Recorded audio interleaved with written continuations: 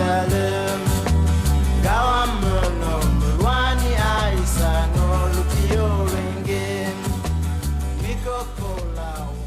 Zambia's economic mainstay lies in copper mining, which accounts for 6.5% of the country's gross domestic product, GDP, as per 2014 Bank of Zambia statistics. Historically, the arrival of the white settlers through the British South African Company, led by Cecil Rhodes, led to the pioneering of commercial mining, with the first mine being established at Broken Hill, currently Kabwe, in central Zambia in 1911. With the emergence of the mining activities in present-day Zambia came urbanization, which gave rise to rural-urban drift of populations, especially of young men who went to work in the new mines in order to get a better life from the modest rural lives which revolved around subsistence agriculture activities in most parts of the country. The Extractive Industries Transparency Initiative, which is a global coalition of governments, companies and civil society, works together to improve transparency and accountability in the management of revenues from natural resources. We produce reports which disclose what companies have paid and what the government has received. Our aim is just to facilitate the production of this information on the payments and receipt. The revenue from the extractive industry in Zambia for the year 2013 amounted to 8.2 billion kwacha. This is an aggregate of amounts paid through taxes, royalties, dividends, Environmental Protection Fund, and social payments. However, even though local communities, like anywhere else in the world, expecting the wealth generated to result in a better life, better schools, better hospitals, better infrastructure, simply a better tomorrow, expectations have not been met, save for the numerous challenges these communities have had to endure, especially the women and children.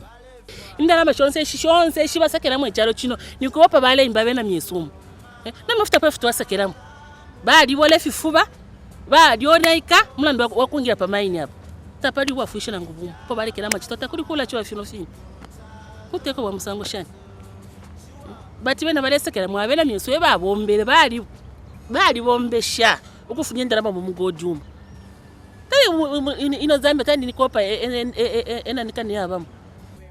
Zambians, they are like destitute, they have got nowhere to go. This is their own country, but they are stealing their wealth. All their wealth have been stolen. They are remaining as the peasants, shall I say. They are just roaming. We have got a lot of children roaming in the streets. No enough schools, no job opportunities, no training facilities. In fact, those money that has been is being delivered from the mine should come to the people, to the citizens, to the community, so that they improve their standard of living and their welfare. Needless to say, there is hope. Hope through a revenue sharing mechanism, which is guaranteed through a legislation provided by the Mines and Minerals Act of 2008. It's very important that I should make mention that this mineral sharing mechanism is not only an idea that we are wishing to have. I think this is something that has got a legal backing that supports the implementation, and it gives us more confidence that we should push for such a mechanism to be implemented, because it is being supported by legislation. And this is found in the Mines and Minerals Act of 2008. It says the minister responsible for finance shall, in consultation with the ministry responsible for mines, implement a mineral royalty sharing mechanism for distributing royalty revenues. Primarily, it is a mechanism, if put up very well, that can respond to the whole challenge of poverty. It is a mechanism that allows the redistribution of mineral resource rent or profits or revenues that come from the extractives industry. And one mechanism that can allow the redistribution of that money into other sectors of the economy, but particularly looking more at local development efforts. So it is a mechanism that can allow that kind of money to be plowed back at community level. It's important that we look at mineral sharing or resource sharing mechanism that then allows us to be able to develop those local areas, that allows the communities to be able to benefit from those areas. So community beneficiation is very key, but also that allows us in terms of distributing wealth equitably. The rationale is like a compensation to the community in terms of the mining activities which are taking place. Some of them have got an adverse effect. Environmental degradation, rivers are polluted, they dig big holes, I think in the ground. Some of these holes become breeding grounds for mosquitoes. Then health-wise, there's air pollution, like when it's a smelter, all these things, they affect the community. So this, I think there's a need to somehow compensate the community for the burden they are bearing in the, I think, mining activities taking place in their various areas. When you monitor and look at the mines, there hasn't been adequate compensation and adequate profit sharing mechanisms in the country. Revenue sharing mechanisms are not new as a means to addressing beneficiations to communities hosting extractive industries. South Sudan produces a lot of oil. They've got a mechanism where the local communities benefit from the mineral resources and the oil. Look at Zimbabwe. Zimbabwe has got a policy where 10% of every profit is given back to the community, and that is a benefit sharing mechanism.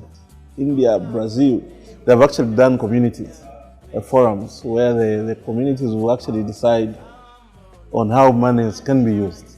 It means that money comes to a local authority, and the local community decide on how they use it. Others, the mines pay directly to the local communities through some mechanism that they set up. Others, it's government actually gets and gives it to the district. The district gives it to local communities, and these communities involve all stakeholders in deciding how they're going to use the money. One of the major mining towns in Zambia is Mufulira, a unique town in the Copperbelt province with a population of over 130,000 people.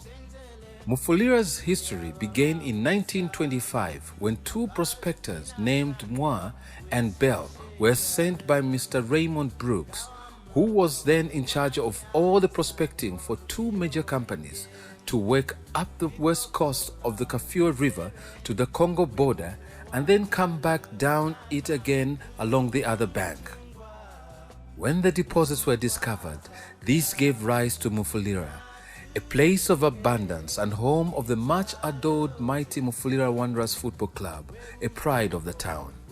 A lot of people found this place as home, as their lives now revolved around the mining activities. One of the residents is Mr. Damon Kachusha Musonda, who is a resident of Kankoyo, a residential place beset by many challenges owing to mining activities. He came to Mufulira in 1958 at the peak of the emerging mining activities in Mufulira. When I came in Kankoyo, because these houses were for the staff, life was a bit quite okay during that time because the condition of life was good. The cost of living was very low compared to nowadays. During those days, because the whites were in charge of townships, so the town was very clean, plenty of water, no blockages of wastes. The town was quite clean. Each house has a dustbin.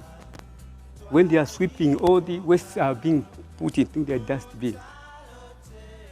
So the life was quite, in fact, quite few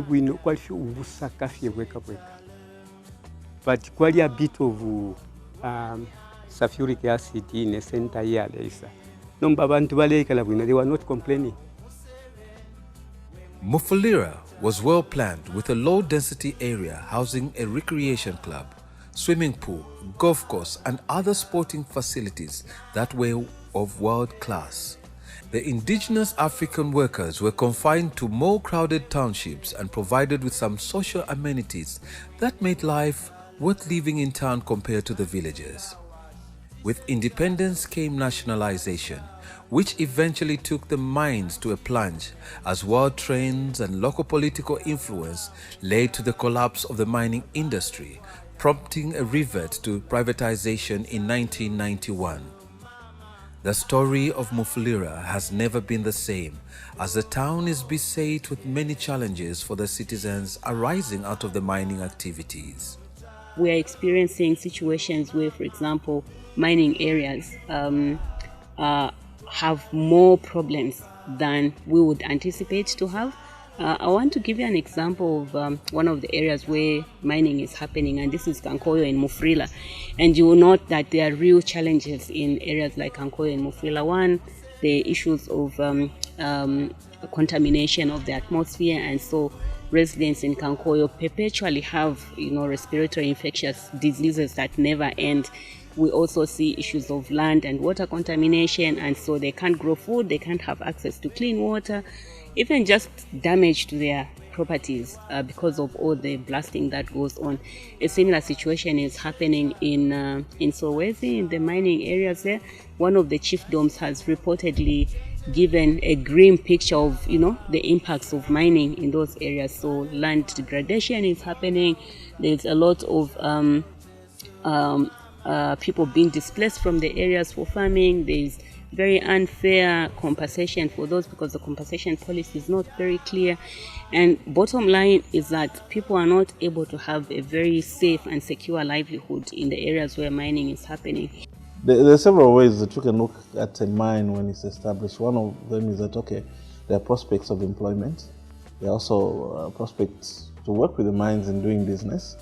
There are also prospects, for example, that the area will develop because taxes will actually develop the residences, the townships, and the villages around there. When you monitor and look at the mines, look at Solid itself, Solid is still undeveloped town. And then you wonder, what has been the benefits to the people that have actually allowed these mines to be set up? Environmental concerns have been the biggest concern of Mufulira residents, especially residents of Kankoyo, who share boundaries with Mopani copper mines plant. Umushiri wali onaika kuli center tetuli mepfina nkakani ka tomato kalepya kalepya twali chula kuno mwandini umushiri wali onaika tapalepo wingali mana ntutu kale mbula takuli buchushi ngolefu okulima tulende ntamfu ubutarukia kundora rodi eko mwaya alimo tufya kuno mbere mwana leta kuno muledi elo patali. All of the Kankoyo residents are deprived of the opportunity of having a backyard garden. A backyard garden, it's where you can have some vegetables. It's not there in Kankoyo. So they are badly affected by that, as an example. And also, we have a very large, a very big area marked for Mopani. And when it comes to cultivating their fields, they have to walk a very long distance. And sometimes they'll have to spend days out there because the distance is too far because of the coverage of mine area. Kunata kwa makade mfide. Tapano bo afuishi batu afuishi yako. Kali yo problem. Kwa batu mwapa ngotu bungwa bengi balili piane mpia tabachi tanero chini. Kwa ko kulipira kwa tama setini kwa acha. So na nomba tapaba fya chitika dipire ndikele saleta ko tubungwe tapaba. Well, the biggest challenge, talking in terms of pollution, is actually the air pollution. Because of the emissions from the mine, largely sulfur dioxide, we have a lot of soils in the district that is infertile. So you find that people are not able to grow their crops. Even flowers in some cases are not able to actually grow. That is due to the acid rain that forms when there is the sulfur dioxide emissions, and then it combines with some moist in the atmosphere. When it falls to the ground, it actually makes the soil acidic, in such a way that you may not grow anything in that particular soil.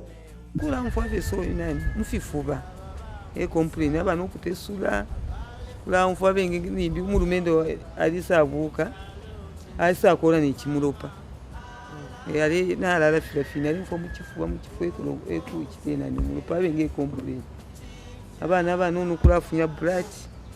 We have had an opportunity of going into the records of the health institution at Ronald Ross, and we saw that most of the people in Kankoyo are affected by respiratory problems, and this is the main problem in terms of health. Okay, the others are suffering from eye and skin irritations.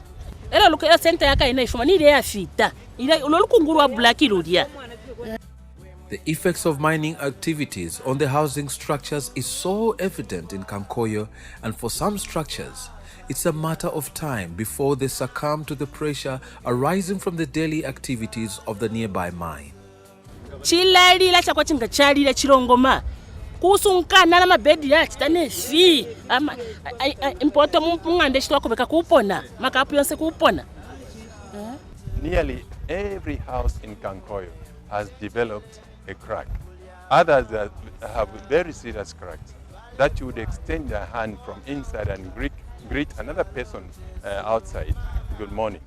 You can see the serious, how serious the situation is. Bani mwani ninga mwae ndafi muingile fya maya ndafi muyelolesha bula ndafi ukutu unono wabengi twalipona babikapo fyo tumasaka. Yesterday I was at Kafironda, there one of my outstations, and I discovered that actually in that area, if you go there, you discover that almost all houses have cracks as a result of testing the explosions which are used in the mines.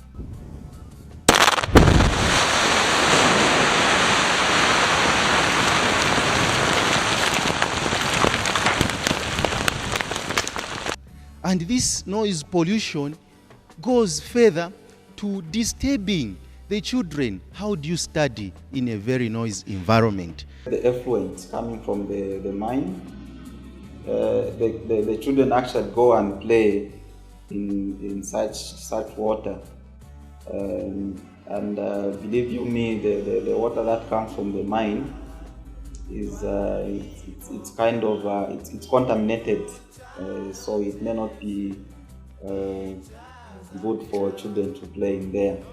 So there is a high chance of them being affected in terms of their health and other related diseases.